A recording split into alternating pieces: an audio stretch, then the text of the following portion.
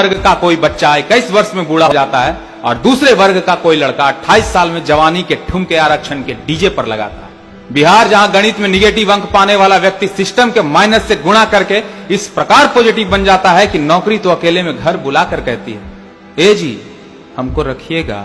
तालियों की गड़गड़ाहट में न्यू इंडिया का नारा भले ही भावनाओं की थाली में संभावनाओं को सजाकर निकलती तो एक सुनहरे भविष्य की तरफ है, लेकिन समझौतों के लहर में अतीत के बुलबुले यकीनी तौर पर हैरान तो करते हैं। चलिए माना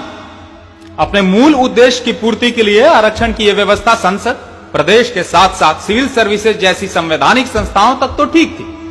लेकिन इस व्यवस्था को टेक्निकल, मेडिकल और आर्थिक क्षेत्र के विशेष योग्यता वाले पद प्रतिष्ठानों पर थोप के अव्यवस्था की नींव योग्यता के पैमानों को शर्मसार इसीलिए करती है क्योंकि इन क्षेत्रों में योग्यता से समझौता बनारस जैसे शहरों में पुलों का गिरना या फिर सरकारी विद्यालयों में शिक्षकों को राष्ट्रपति का नाम तक न पता होने से जाहिर होता है। देखिए, हिंदुस्तान की गलियारों में प्रतिभा तो उस कंकड़ की तरह है जिसे वक्त के हथौड़ों से पीटना ही उसके भविष्य के नक्काशी का आधार बनती।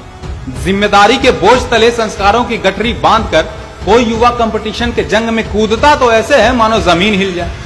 मन को बहला फुसला कर कभी दिक्कत हो तो 3 इडियट्स वाला ऑल इज वेल सुनकर प्रतिस्पर्धा का श्री गणेश भी कर देता है,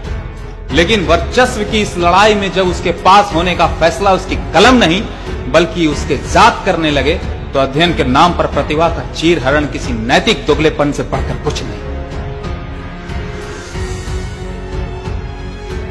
समानता को स्थापित करने के नाम पर वर्गों को मतकारी की चाशनी पकड़ाने का नाम है आरक्षण।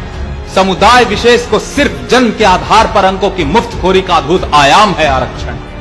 अद्भुत इसलिए क्योंकि जन्म के समय अगर किलकारियों की आवाज से जात पात पता चल जाती तो साहित्य के हर एक कोने से शब्दों के माटी से ऐसा महल बनता जिसमें लोगों की नुमाइंदगी उनके कर्म से नहीं बल्कि आन बान और शान से बनी आरक्षण के शीश महल से होती।